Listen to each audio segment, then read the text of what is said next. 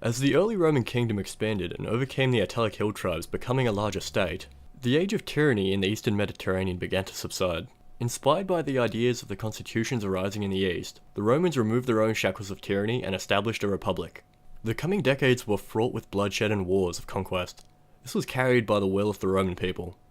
The Pre-marian Roman army was amazingly successful considered its limitations, and until the Reformation in the year 107 AD, it operated with 5 branches under the command of 2 elected consuls for that year.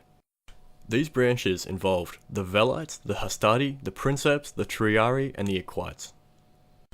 The Velites, the 5th class with property value between 400 to 2,500 denarii. Also known as the Proletarii, these were usually the youngest and poorest Roman males in the fight. Due to their poor wealth and low standing in the Roman society, they were only able to afford the bare minimum of gear required, usually little more than a javelin for pelting the enemy and rough leather armor. Their role in the battle was to run forward of the Roman lines and throw their javelins into the advancing enemy.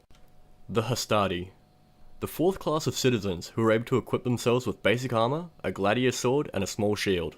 Their role on the battlefield was to be in the center of the battle and suffering most of the casualties as a result. Success in this position would lead to increased respect and promotion to higher ranks of society. The Princeps, the 3rd class, usually considered the core of the fighting force. These soldiers were able to afford a full set of high quality armor and equipment. These soldiers are considered to be the base model for the Marian reforms to come. This group would stand directly behind the Hastati, encouraging them to fight in the front ranks. If the Hastati weren't able to overcome their enemy, the Princeps would advance and take their place, now in the front ranks, facing a weakened and demoralized enemy. The Triarii, the 4th and final infantry unit of the Roman army.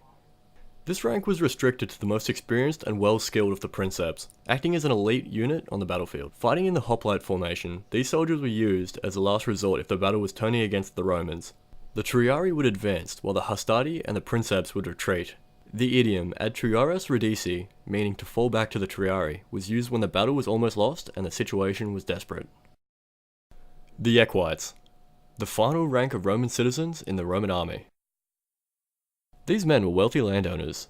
They were rich enough to afford a horse, which was very uncommon in the early Roman Republic. They would take up positions on the flank of the Roman army, mounted on horseback. It was their job to act as scouts and to break up enemy skirmishing units. When Rome declared war, one of the acting consuls of the year would be charged with the duty of recruiting an army of citizenry. Usually this consul would lead the army into battle themselves. This would become an issue when the consuls weren't skilled in warfare and the manpower reserves for certain ranks became depleted. A major issue for the early Roman army was the need for soldiers to equip themselves. With the coming Marian reforms, the Roman army would be equipped and trained by the state.